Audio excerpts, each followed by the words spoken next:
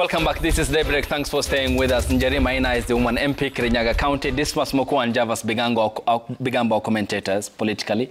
And Dan Manduku is the MP representing Nyaribari Masaba constituency. I'll leave that hanging. So come to you, Honorable. I just want to clarify what my panelists said here, that if the former Deputy President, Rigathi Gachagua, and the current President have a cup of tea or coffee, whatever suits them, that I would follow suit and fall in line. And I want to say, as a young politician, I think I came to a moment of reckoning in regard to how I represent the people of Kirinyaga County. Perhaps he is not aware that I actually voted no for the finance bill way before the impeachment of the then Deputy President. And it is, like I've said, a personal decision, because like I have told you several times, Parliament is very individualistic. So you do have to decide for yourselves, a member of Parliament, what can you take? Where do you draw the line? And I recall some time back, I think 8 months into government, I sounded into the Senator for Nairobi, and he told me something that rang in my mind for a very long time, that if you've come here to serve the people of Kirinyaga County, do not expect to accumulate wealth.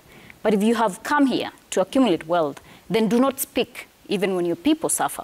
So for me, along the line, when I saw the way things were being done by government, and I raised these concerns even internally before I broke ranks with government, because I felt that I could no longer, as a young leader who is expected or seen as a hope for this nation, continue to serve the interests that were no longer aligning with the Kenyan people. So every elected leader serves at the interest of the people, derives their power from the people. We exercise representative democracy. I do not represent my views. If you go to Kirinyaga County today, they will tell you that even if the two of them have a cup of tea, and the people of Kirinyaga County have not had a cup of tea with the president, I will not be in that picture. So I think we have some hope as we go along the way. And that is what I say, that even with the committee de-whipping, I think I'm one of the members of Parliament who are not whining out loudly about it, because I understand and respect the sanctity of duty that I took and the oath that I took to represent and ensure that I exercise independent oversight and independence of thought. And that is not something I can trade for anything. Okay. I think in the hierarchy of needs, that comes first. Two of the major issues that are very unpopular, one amongst them is the affordable housing in your camp at the moment, is it? Yes. Which was introduced by the Finance Act of 2023. And you voted yes for that? Yes, I did. And I have told you that I raised concerns internally even before that. But then, Ayub, I think sometimes we don't give politicians the benefit of doubt. You know, you're just fresh in, you're elected. There's too many competing interests. You have a party position, you have... there's a lot of bullying that goes around and a lot of intimidation. But for me, I think... along the line, I decided that enough was enough, and I can no longer... I found footing in what I really wanted to represent. And I do admit that, yes, I voted for that bill, and among others. And I did believe at the time that, because the information around it was that we were going to actually create jobs to make sure we invigorate the local economy. So I did believe that we were actually going to do good by the people and right by the people. But along the line, you found that we have now 800 houses per year instead of the 200,000. And of course, another factors came to issue. You remember, it was not proposed first as a tax, it was proposed as a levy. Yeah, and in your manifesto, it doesn't state also it being a levy or a tax, but it ended up coming up in the bill as a levy, yet you knew that your manifesto doesn't clearly establish that. Then why did you end up voting for the same? I mean, talking about the conventions that normally happen in the State House, the people of Kirinyaga expected conscience to carry the day for you.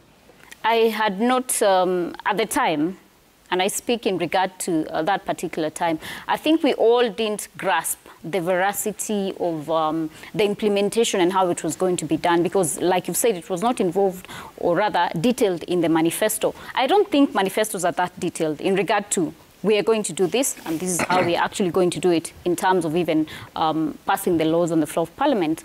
So, like I've said, I was finding my footing, and yes. Okay. So again, what she has confirmed, is that we are members of the National Assembly, who pass legislation without understanding the consequences. Even during the last parliaments, they passed a law around the political parties and coalitions, and it was signed into law, and members of that committee invited the registrar of political parties to go and explain to them the implications of the law that they've passed. What does that mean? There are majority of the members of the National Assembly and even Senate or even MCAs, as soon as they assume office, they surrender their individual and cumulative agency to their political party leaders. And it's the political party leaders, I mean, these are saying that we were told in West Africa, who have the arm and the knife. Because you cannot stand up and say that I voted in a particular manner and I did not understand the implication. But with now the benefit of time, 2020, then I realized that it was a mistake. That is not what people from your constituents expect or Kirinyaga. And for the few politicians, and I suspect Njeri would be an extreme. Yeah. But if you are a normal politician and you go against your party leader, probability of you being retaining your seat or being re-elected again is almost zero. You will win the party primaries. And in many parts of Kenya, the moment you secure the party primary ticket, then you can go back to Nairobi, you do your pedicure, manicure, and buy a nice suit or a dress as you wait to be sworn into the National Assembly. That is why, when you engage with these politicians in an environment where the political party leadership are not around, they'll admit, I'm doing this because I want to retain my political seats, and I'm doing this simply because it's politics. Because the political leaders we have in Kenya, they know how to punish. And in fact, Raila perfects that, because Raila is among the few politicians in Kenya who can inflict political pain, and you'll bleed, you'll have a political death. And at the same time, if you dance to his drum beats, he'll reward you. There are so many people who have been elected on an ODM ticket today, not because they've got political capital, but because of Mr. Raila Odinga. Some of them were very happy when Mr. Raila Odinga did not secure the AU seat, because they knew if he secures the seat, then for the first time in ODM areas, you'll have free and fair ODM primaries. Exposed. Yeah, but him back around in town, again, the democracy is going to be suffocated. Okay. Yes, Honorable Dan, you had a point. I'll come to you, Honorable Njeria. You had a point. Do you understand the angst and anguish among the Kenyan people, given that Parliament has failed somewhat, to a degree, to represent the people and often project their cries and what they are concerned about? The reality of the matter, Ayub, is that there's a lot of disillusionment and there's a lot of grumbling among the average Kenyan people. We didn't think that we'd get here. It doesn't help that we don't also seem to have a way out of it, other than entering into alliances and pacts and making promises that are largely unfulfilled. The common person wants issues of health addressed, education, money in the pocket, economy, and the youth matters. We are addressing everything else except those four. If you come to my constituency, Nyaribari Masaba, every family will tell you that they're still struggling to take their children to school. As we sit here today, the National Government Constituency Development Fund has not been sent to the constituencies. We cannot give bursaries to the children who are dependent on such funds. And yet, we talk big and have glamorous events all over, and we are not solving the critical matters. And that is why, as you say correctly, there's a lot of disillusionment. And you know, I just remembered one saying. I think we politicians, have fooled all the people all the time. Yeah. And that is a problem. Now, so how do you address these lamentations of a broken nation to some extent? Because you sit in a house that has been granted immense constitutional powers, including following up on why the money, the Exchequer has delayed releasing the CDF money, for example. Have you sought answers? You know, Ayub, the truth of the matter is Parliament went to bed with the executive a long time ago, and I've said it. And so, as he correctly says, there's something called party position, where the party says this is what we want. For example, we're having elections for chairman and vice chairs of committees. We have a list from the party saying so and so should be elected, and that is how it is. If Manduku stands to be elected, he'll be whipped and taken to the catering committee. Why do members don't like the catering committee? It seems to be, I mean, it just, you know, really, that is the problem we have, and that is why we need to actually relook at this whole issue of party position. And so, regardless of your mind, regardless of your other strengths, regardless of the people you represent, you are supposed to toe the party line. And it happens in all parties. And that is what they call democracy. So according to you, then, is that healthy? Because look... Of course it's not healthy. It's not healthy. I mean, let's not pretend about it. All your submissions, if counterweighed against, for example, what Kenyans want at the moment, they want functional education system, they want infrastructure, they also want a healthcare system that they can access quality medical care. And that isn't happening. When you have these parliamentary group meetings and your party meetings, do you raise these matters that if weighed against what the public is listing as their problems, then they certainly wouldn't hold? One reason why we have agreed to support this government is because we think that as the Orange Democratic Movement, we are coming in with some level of expertise to address these problems. Our own party leader has said that the health system is not working, which the president also acknowledged a few days ago. We hope now that the chair of health committee is from ODM. We also expect the new CS to be from ODM in health, so that we can start addressing these matters. So rather than lament. Is this what we discussed in your party meetings, that there's going to be an imminent cabinet reshuffle? There'll be a cabinet reshuffle, that I can tell you. Yeah. There'll be more positions given to the Orange Democratic Movement. Yeah. But I don't speak for the party. I don't have any position in the party, but I'm telling you what I know. Okay. We hope now this will start addressing the matters. And our party leader told us that rather than complain from outside, let us get in and fix it inside. Okay. And that is where we are getting in. Yeah, okay. And the last time, Javas, come to you next. And the last time your party leader engaged in a similar political come we stay with Uhuru Kenyatta, we had seen gross constitutional violations, attempts made to change the constitution. According to the Court of Appeal, no ordinary amendment, but a dismemberment of the constitution by the president of the Court of Appeal then in 2021. We had seen Kenyans who went missing, abducted, killed, the Rivayala stories. We had seen the KEMSA scandal at the time of the Jubilee Party.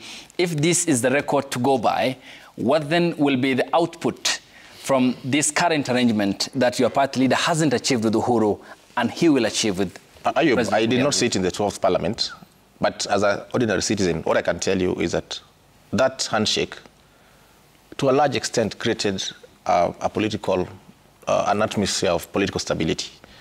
And you can do anything, but without political stability, you may not achieve many goals. Political stability is not something that you can catch or you can quantify.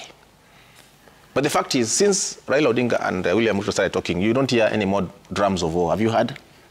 You don't see demonstrations. So who is the cause of this uncertainty and political instability, in your view? In my view, it is not an individual. It is just the disillusionment. We have two parties. It's the Kenyan public and who they accord the mandate, is it? So Kenyans do not fight. It's because of what politicians do that animosity is created. So, I mean, isn't it flimsy that another party must come on board for us to attain political stability? Well, I think it's the nature of our politics. If given the mandate, to a point where now, if given the mandate, why doesn't the government of the day undertake its mandate within the timelines and the dictates of the Constitution? You see, the fault we have in Kenya is that in every election, the two leading parties are always too close to each other. And any small shift midway will tilt the balance. And that is what happened in this case. The moment Rigathi Gachagua left government, the balance was on the other side. And that's the truth of the matter. If we went to the floor of the House and Raila Odinga was not with William Ruto, then the numbers don't lie. And that is why there has to be this mongrel of a handshake every time. I'm not using my words, I'm using President William Ruto's words. Yeah. And for whatever it takes, the objective is to get to 2027. And then thereafter, again, recraft a new strategy. Okay, point taken. Javas, Is ours a mongrel of a democracy? Like I said, we like modifying, and we have not, in fact, even no scientist or researcher has come to properly define the kind of democratic model that we practice here in Kenya, at least most of the time. You see, Ayub, the twinning of ODM and UDA is something that is material, and it has shaken the political plate tectonics. And we cannot deny, sitting here this morning with my fellow panelists, that there has been a asymptotic sadness and dismay in this twin, the mongrel of a government. Right now we are seeing partnerships being built, one on the side of government, the other side we are seeing partnerships on the side of the opposition. And while there is a bit disgruntlement and finger-pointing, chastising the side of government for coalition or the twinning between ODM and UDA, there is no corresponding accusation of, for example, the partnership within the opposition. Then the question arises where I sit. Are these partnerships just for the sake of it and people celebrating because, or others chastising, just because of the age-old adage that government is to be hated, whatever it stands for, because of the duty-bearing position that government holds and the materials for purposes of service delivery? But also tying that to what of solutions, if at all they were to hold government tomorrow. They're only riding the horse of negative and false messianism that, you see, we are the people to salvage the economy, to salvage the country. Look at it this way. The utility, for example, of the sanctuaries, the church, for purposes of politics and emotional weeping, as has been used time and again, has it ever helped the ordinary citizen? And if at all we were to say, fine, let us pray that the MOU gets to be implemented in its full scale, and the Constitution, and appreciating that as sound-minded people, we must subordinate institutions created by the Constitution, and those institutions to be actually functional and independent, wouldn't we then have a better democracy and a better country? And that's why, for example, I would associate with the words of Patrick Henry that you either give me liberty or give me death.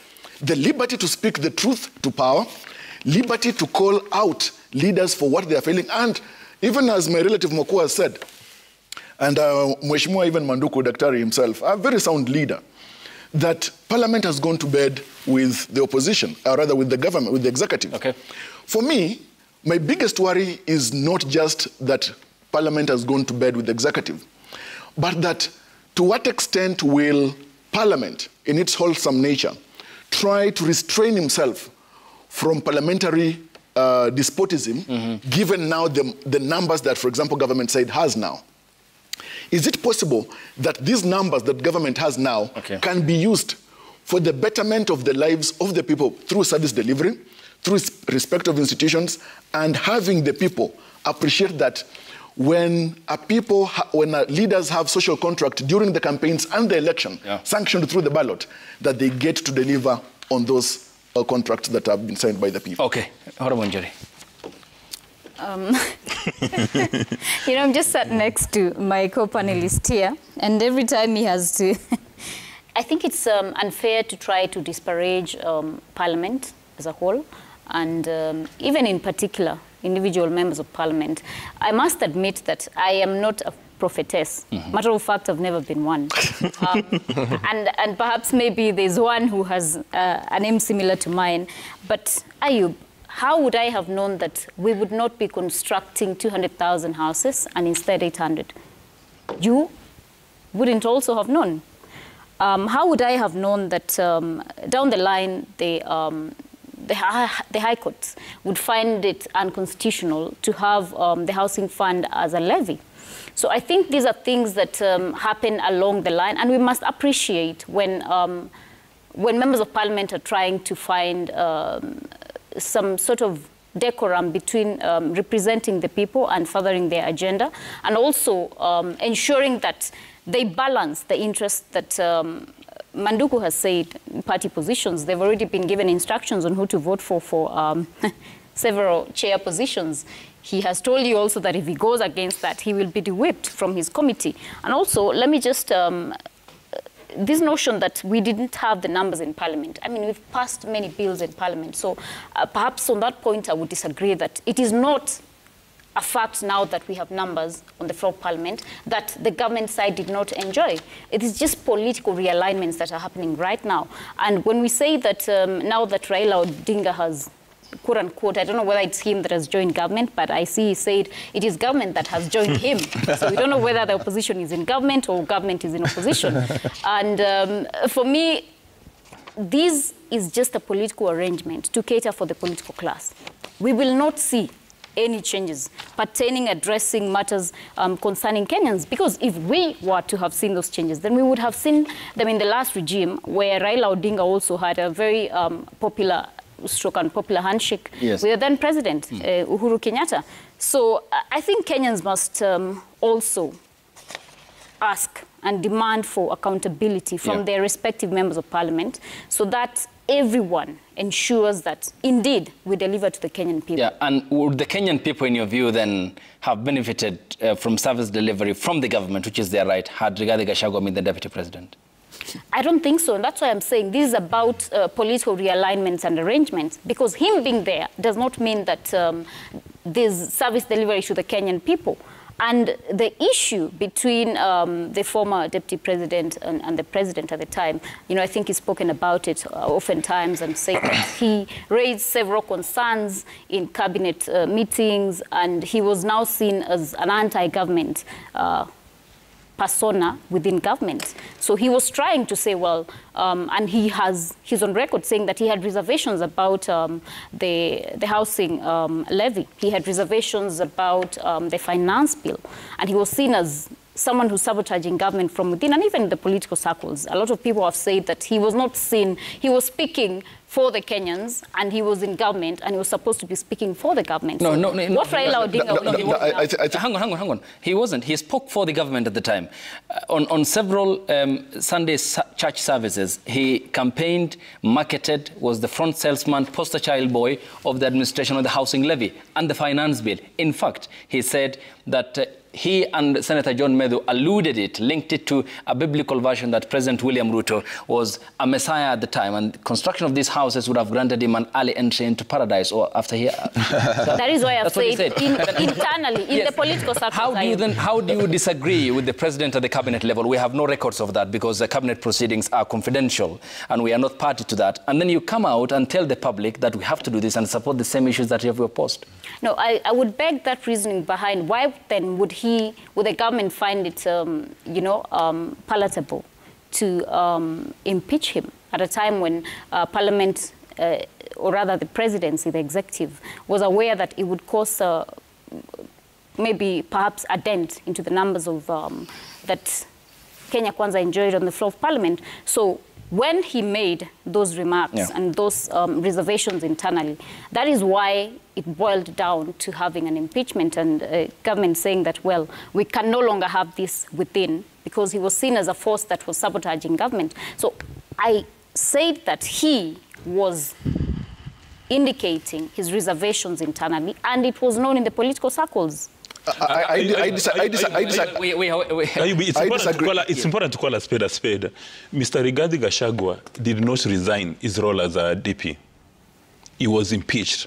And if indeed Mr. Rigathi Gachagua had these strong positions about any policy intervention within the Kenya Kwanza administration, what prudent politicians do, like Raila Odinga did once, then one suspects he was a prudent, is to resign, not to wait to be impeached. Now, earlier on you spoke about this name, which is not diplomatic, called mongrel. President Ruto, then when he was the deputy president, he addressed the Chatham House, and they said, we've got a situation in Kenya when you don't know whether the government is in the opposition is in government, and it's incumbent on Kenyans now to demand explanations. Ask President Ruto, have you taken a departure from your position when you are at Chatham House, so that we can understand his logic? And you must also ask Mr. Raila Odinga the same question. You posed the question to Dr. Manduku, and he was a bit nervous, and he told you about the party position, that he cannot go against it. Now, Mr. Raila Odinga has been in every administration in Kenya from the time we attained independence. In fact, one can even venture and say that if he had political capital during the administration of President Jomo Kenyatta, he would actually have been in that position. Now, we must sit back and look for the backstory. Is it actually the case that these presidents, did President Moi look for him? Did President Ruto look for him? Did President Kenyatta look for him? Or does he actually blackmail? Manduku raised a very fundamental issue. Dr. Manduku raised a fundamental issue that we must have political stability. We must have economic stability. And then the third one, we must have military and security stability. So, does it mean that if Mr. Raila Odinga is not a key cog in the administration, we are not going to have political stability? You've posed a very germane question that who causes political instability in Kenya? Is it the normal citizen? Is it the normal mama mboga? Or there's a cabal of politicians who sit back and say that if we are not in this administration, then we are going to cause instability in Kenya? And then you also posed another question, that where does the agency of MPs go when they go to that assembly? But we must also go back to the voter, because every 5 years, these politicians come to us with very sweet words and we vote them. But do we punish politicians who do not deliver on their mandate? No, we don't punish them. In fact, we reward them. In many parts of Kenya, as Mheshimiwa Njeri had indicated, that if you go to the National Assembly and you do not amass wealth, when you go back to your village, you will become a laughing stock. People will say, Mujenga tumemtuma Nairobi, look at in the public sector, in the federal services, so they're crying. However, we don't want to read from, unless we really enjoy that Damascus moment, then we are going to be chained to these politicians who serve their selfish interests. Okay, yes. Ayuba would put it this way. Yes. And Honorable Njeri Maina is a very young, promising, and brilliant politician. In fact, quite admirable. I've met people who celebrate her. But of course, I am dismayed that she has got an affinity for capsule truths in the giant world of politics. Look, I know as we sit here this morning, Honorable former or impeached Deputy President Rigathi Gachagua is going to have a sway and a huge say on who becomes a member of parliament in Mount Kenya. Because right now, he's holding the bull of politics by the horns in the mountainous region. And it's possible that I may want to appreciate that possibly my good lady, Honorable Njeri Maina, wants to secure her seat for re-election in 2027. And that's why maybe she's very comfortable with forgetting the fact that maybe the impeached deputy president has got a memory problem or suffers memory lapses, because he himself was the gramophone for the regime when it comes to matters of the housing levy, it comes to matters of affordable housing, when it comes to matters of changing the health policy. He said that, and the media can play clips here. In fact, he was speaking with the faith and agility, of a disciple of the Messiah. And no one would doubt the position that he held at the time. It is easy to doubt the position that he's holding right now. And that is why I say that leaders and politicians such as Rigathi Gachagua do not deserve a chance in a world of integrity, sincerity, openness, and transparency. Because even if the media was to be truthful with itself, would call out Rigathi Gachagua for all these celebrated falsehoods that people from the mountain, including Honorable Njeri Maina, don't want to call out him for. So it's because of double standards and... In fact, for Rigathi Gachagua, it's not even double standards. These are quadruple standards. Okay. Here's the question then. Do you apply the same script for the president? At Chatham House, 7th of March 2022, he said, the association between Odinga and Kenyatta is a mongrel of a government. The confusion, the bloodline between the government and the opposition. Ford Foundation, he said, was funding the anti-government protests in July last year, went on to Washington, warmed up to them, praised them from the capital of the United States. Also on Harambee, 5th of July, when he... manner that history will record that he stood for truth, transparency, accountability, and led the nation on the path of truth and light. Look at it this way. Today, after, of course, he was given the sword and the constitution, and now the resources, he is duty-bound to deliver on those resources because of the office that he holds as the head of the executive. And yes, when we look back in history, Ayub, on the issue of his pronouncements about Ford Foundation, his pronouncements about the mongrel government, the president is on record. In fact, even after he won an election, he said that if there is one thing that he will not stomach, is a handshake. Rigathi Gachagua also said that he has set traps and they will not stomach a handshake. But how did we find ourselves here in a situation where it is a mirror situation of a kind of mongrel? One, it is because of our warped political interests of the politicians, because also of the miseducation and limited political awareness of the electorate. Let's face it, we cannot just blame the politicians, whether those in the executive or the legislature. The people of Kenya have perpetually let themselves down. Today, you realize that perhaps, even maybe in Dr. Manduku's constituency, maybe somebody will come dishing out some money, will have favor of the people than Dr. Manduku, who wants to speak about legislation, accountability and representation and service delivery through NGCDF. So the people also are to blame.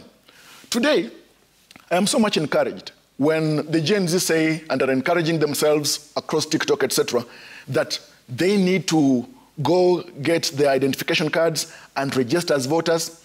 But the question is, when 2027 comes, what will they be voting for or against? Is it a question of euphoric moments and the whirlwinds of euphoria?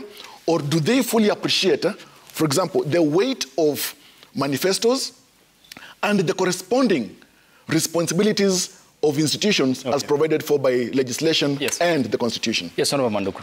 I think, Ayub, we are too academic here. We are attaching too much premium to what politicians say. Politics is a very dynamic and ever-changing landscape. There are always new realities and new emerging reasons why you can shift your political position from time to time. William Ruto said those words when he was not president. He is now president, and he has realized that, oops, what I said that time is not applicable now. For me to survive, I need to have a mongrel of a government. So what do you call that? How do you qualify it? Well, what I'm saying is double standards, don't take us too seriously on what we say. Okay. We can change our minds. Number two, the reality of the matter, having been in politics now for 2.5 years, and it's a sad reality, Kenyans, you are on your own. Because, let's face it, we came here and promised people that within a few months, you'll see a turnaround in your economic fortunes. In fact, the slogan was, Pesa Mfukoni. From where I sit and where I come from, our people have become poorer. We promised people that once we implement the new health system, there'll be no more Harambes. Yesterday, I had 2 Harambes. Right now, I've seen a message here, and I'll share it with you. We told our people that our children will go to university. Ayub, we have many children who are almost going to sit for exams, and they'll be locked out on account of not having paid university fees. What am I saying? I'm just confirming that Kenyans are on their own. We are not serving the Kenyans the way we promised. So we are just talking and making things academic. The reality of the matter is we have failed our citizens. Okay. Do you always believe in what you say, Mheshimiwa? I believe in what I say. But you just said right now that... I am serious on these matters that touch our people. Forget about the big things. I've seen some numbers here, scorecard. I think 5 pages of scorecard. Those things don't matter. What matters is the common man. Is his life improving or not? The answer is that the life is not improving. I'd like to congratulate Dr. Manduku. There can't be any other scorecard apart from that. Okay, congratulations for the gross admission. No. I'd like to congratulate him for calling a spade and being a truthful man and telling Kenyans that we are on our own. But if you look critically at what President Ruto said then when he was deputy president, and I don't want to be academic as Javas has been accused, you know, the principal responsibility of a Why do we hate academics, yet we want universities to churn out thousands upon thousands? We'll answer that one later. The principal responsibility of a president is to ensure political stability, economic stability, security, and military stability. So you can go the extra mile and even review your positions on anything. Because there's no way President Ruto would let Kenya slide south on account of what he said at Chatham House. However, Kenyans have got a very valid expectation on an explanation that why have you taken a departure from this position. Kenyans need to understand that one. That is number one. Number two, Honorable Njeria said that there are people who disparage the National Assembly and Senate. And this happens because majority of the members of the National Assembly and Senate, they say Parliament is dead. Now, they go to the top of Mount Kenya, literally. Others Mount Kilimanjaro, others Everest, and they say Parliament is dead. Yet they haven't resigned. So you ask yourself, why are you in a house and you're not delivering on the mandate and you're still accruing a salary? And they get top dollar. These MPs are some of the highest paid people in the world. So when they say that Parliament is dead, what do they expect me as a taxpayer to imagine? Because we pay the mileage, we committee, all these kind of things. Yeah. Then shouldn't they resign en masse and go home? But again, as we look at the future, Ayub, in my view, the average Kenyan voter must now start voting with their selfish interest in mind. Just like the politicians. Yeah, because these two, so I'm using you as examples, they make their selfish interest appear to be constituents' interests. When Dr. Manduk speaks to his voters in the village, they see in him as a cumulative representation of the constituency interest and aspirations, and they vote for him. And now he admits that this administration has been a failure. So people back at these constituents are wondering, so how do we deal with Dr. Manduk when he comes this weekend? But he will go over the weekend with his tongue laced with honey. He'll have a very good conversation, and they're going to re-elect him. Actually, for him, he stands in a very unique position because whatever position he wants to get in Kisii County, probability of him getting that position is extremely high. But then, how do you re-elect him when he has promised that this administration has failed? In my view, those are the pertinent questions we must ask. Okay, yes, Ayub. Before I go to Javas, yes, please. You know, he's just giving bad examples, and we're just right here. No, he's using, allow me. He's using you guys as a punching bag. You asked, I just want to get clarity from Javas when he responds to this. You asked him a very specific question in regards to the sentiments of the then Deputy President at Chatham House. And he seems to have been evading giving a clear response. You know, it's like something he will not touch with a 10-foot pole. And for any reason, even if he has reservations, perhaps maybe underlying, I don't know whether he has, I'm saying if he has any reservations underlying or of any manner towards the former Deputy President Rigathi Gachagua, he must at least appreciate that he gave way for them to be in government. And my concern is that Javas he's exhibiting escapism of a high level when it comes to calling the handshake what it is right now.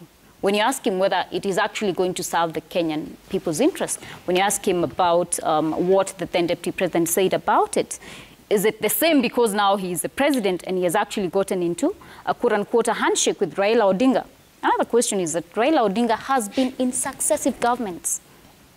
What has he done? Or how has it translated to benefits for the Kenyan people?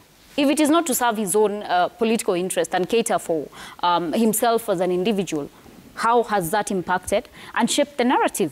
Okay. And I know there's this discussion about numbers, and I want to know which numbers people are talking about, because if you look at the regions, because let us also admit that Kenya votes along tribal lines. If you look at Raila Odinga, for example, where he got majority of votes in the last election, his strongholds, Nyanza, bit of Western, bit of Coast, and a bit of Northeastern.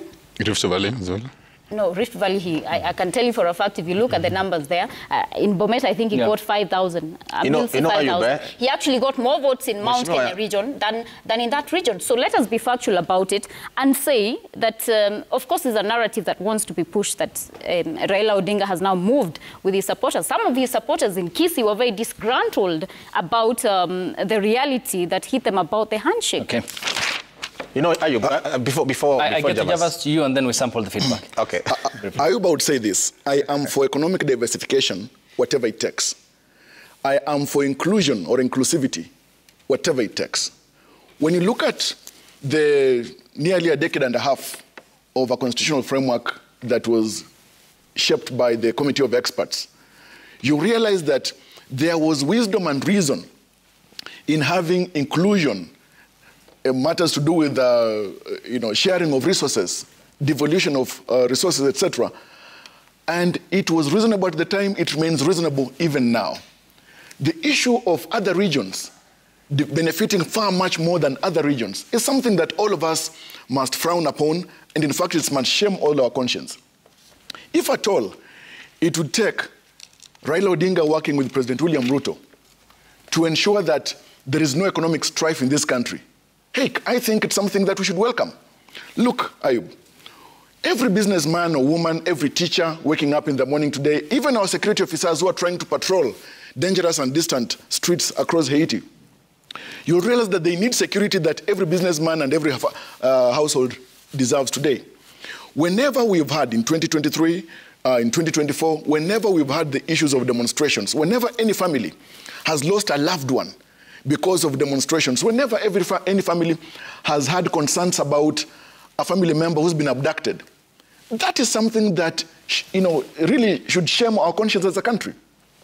If at all, and of course it's provided in the Constitution, we will have political coalitions or inclusion of frameworks that bring various politicians together, including Rigathi Gachagua getting to work even with Raila Odinga and President William Ruto, for the betterment of our country. That is something that we must not really chastise or call it a bad name. But the other thing, yeah. I have seen the issue of road infrastructure and how some groundbreaking has been taking place across the country, the issue of now the Rironi-Mau Summit Road, etc. Look at how ugly that road has always been. And yet it's a very vital corridor from Mombasa all the way to Malaba. Is it something that anybody should feel bad about, that we are going to have infrastructure development? What is important for me is that the working together between President William Ruto and Honorable Raila Odinga should make sure, at least to our citizens, that they eliminate corruption. We get to have any person, whether you are Turkana, you are a Pokot, whether you are a Mijikenda, or you are Baluya, or Luo, or Kikuyu, get to be included in government, serve as a cabinet secretary, serve as a high commissioner, or even as a principal secretary. Okay. Everybody, what I think we need to do is foster nationalism, inclusion, and a sense of belonging for every citizen of the Republic of Kenya. All the items that you have outlined have prescription in the Constitution. Why not just implement it? I think, as a matter of fact, so that I do not get into the tethers of Njeri Maina that I'm an escapist, I would want to say this, that for close to 6 decades now, 60 years of independence plus, we have had limited political goodwill in implementing the laws and policies as they are, in making sure that we serve the country and not serving our regions or serving tribal interests or persuasions. Ethnic chauvinism remains one of the greatest inhibitors to our national development. So yes, I agree. There in the Constitution, we have got even laws, we have got institutions. It is important that from the MCA to the Member of Parliament to the President, we get to have political goodwill in making sure that our policies and laws work. Honorable Maduku, 1 minute, then we sample the feedback. I think I want to pick it from where my colleague has left and let the country acknowledge that what made us get where we are was when this government was formed, when my colleague, Honorable Njeri, was right in the middle of it. They formed a government of 2 tribes, Kikuyu and Kalenjin. And you don't need any further evidence apart from looking even at the Friday Kenya Gazette and look at the appointments. It was from those 2 regions. Now, with the inclusion of Raila Odinga, we want to believe that there's a semblance of inclusivity. Inclusivity is very key in this country. And that's why Wikis feel disgruntled that even if he has come in, we feel that he's still not with us. But anyway, we'll give him time. But let's say this. When we removed Rigathi Gachagua, we did not know that we were actually building him. And that is what Njeri was trying to say when she kept talking about regions. She was actually hinting to the fact that they have numbers. And we may not want to accept it if we don't like Rigathi Gachagua. But as it is today, he's a force to reckon with. And I think he's somebody who we cannot ignore. And if you ignore him at your own peril. never mind whether he'll be on the ballot or not, he has a very big sway. And he'll have a very big say, as Javas says. I'm just confirming what I know. Okay. But more than that, we are in this arrangement up to 2027. If it works well for us, then we If it doesn't? If it doesn't work, we'll get out. If it works well for us, we may support the president beyond 2027. But if we see by next year that we are not benefiting, and especially we Kisii people, then we have no business being in this beyond. What are the metrics you're looking at in terms of it working? We'll have an implementation, you know I'm a scientist. Yeah. Implementation matrix. How many kilometers of roads have been built in Kisii between now and next year? Why not why not focus as a leader? Because you sit in parliament not only to represent Nyaribari Masaba. That is where it starts. We're starting with this budget. Hang on. Why not focus on other parts of the country as well? I'm saying this. Every region can make its own matrix. But also remember, and I always say this, we are not starting on the same footing. My constituency has 30% electricity penetration. Her constituency has 75% or 90%. Yes, because already is reading a different script from the head of state, not forgetting signals, the signals which was sent at Gusii Stadium. Kimoi Gabriel says Raila Odinga said that he joined government to sort out the problems from within. The other says they only donated some of its experts to help, but ODM isn't in government. By the way, the opposition is crucial for our democracy. Sir Nixon Ndugure says the political handshake after every general election is usually a betrayal sign to the voter. Why should I vote for the leaders or the government I want? Okay, then thereafter I am led by those who lost the elections. Absurd. Yes, this must. Dr. Manuku has spoken very well, and I think he's represented members of his community. Yeah. So it points that he's actually representing community interests, while his official title is member of the National Assembly. Elected from a rural constituency. Yeah. That cannot be. We come from rural constituencies to the National Assembly, but we come to represent. In fact, one of the key constitutional mandates of a member of parliament is representation. Okay. Yeah, absolutely. And it goes now to a big conversation, although I'll make it very brief, that we don't have a roads policy in Kenya. Because Dr. Manuku has raised a fundamental issue that 60 years later, there are parts in Kenya where there's a tarmac road to a cattle dip, but in Kisii, where he comes from, there are no roads. Formation of government. And I want to wonder, Raila Odinga has been in 4 successive governments. He had a handshake with Uhuru Kenyatta, he had a handshake with Moi, he had a handshake with Kibaki, the Kibaki Tosha government that they formed, the Nusu Mkate, the famously or infamously known as Nusu Mkate.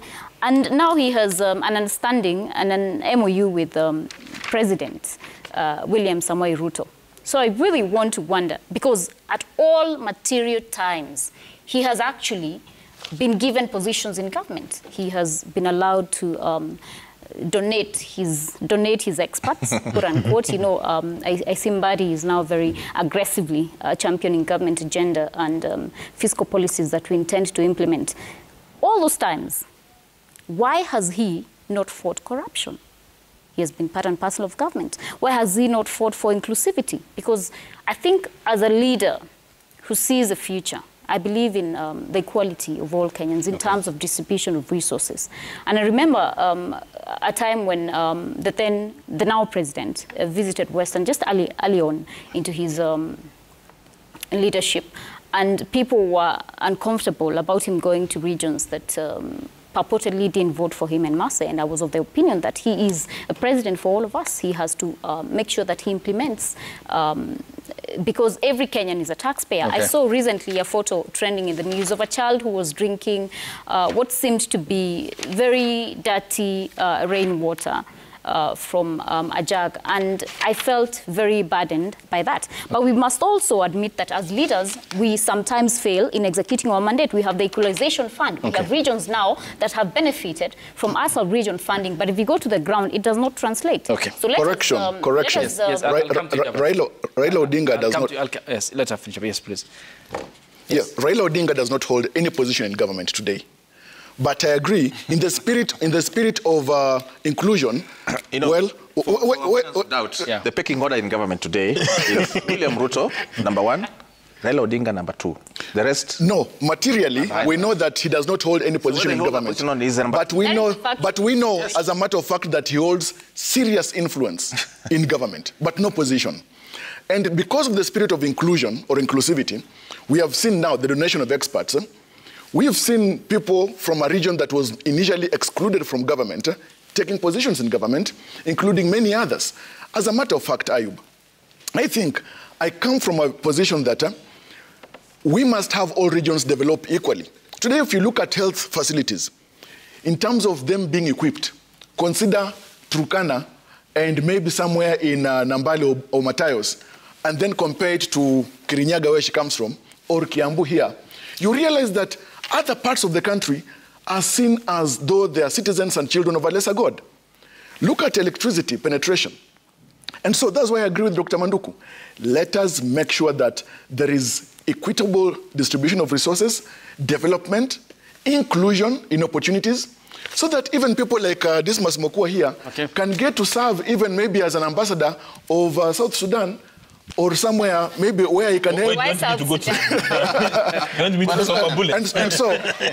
And that's why I think this spirit of inclusion is something that all of us must welcome. Much appreciated. And just on a factual point, Honorable Manduku, the law doesn't recognize the former Prime Minister holding any portfolio in government. There's what? There's, the lawyers, she's a lawyer, she'll tell you this. And neither does There are two lawyers. There's another lawyer. There's what we call the jure and de facto. By law and by fact. By fact, Raila Odinga is number 2 in the country. We can argue until the chicken come home. But well, the fact is that he has stated a party position. Yes. Well, the fact is today the president is William Ruto, Dr. The deputy president is Professor Abraham Kithure Kindiki. By law, yes. The law does not therefore recognize your position. But Ayub, you know, to be fair to Manduku, there are several definitions of power. Yes. And give him a pat on the back for stating a party position. Thank you. Ladies and gentlemen, thanks for your time. This was Mokua Javas Bigambo. Thanks, governance and political commentators. Honorable Dan Manduku, the lawmaker representing Nyaribari Masaba. Also with us this morning is the lady in the House, Kirinyaga County woman, MP Njeri Maina. Thanks for your time, much appreciated. Thank you. For the lovely discussion here on the broadcast. Thanks to you too for waking up with us here on Daybreak. Many thanks for your comments on the hashtag X at Citizen TV Kenya and at Ayub Abdikadir. We'll see you tonight on JKL with the public service CS. JB Muturi will be on the bench. Till then, good morning.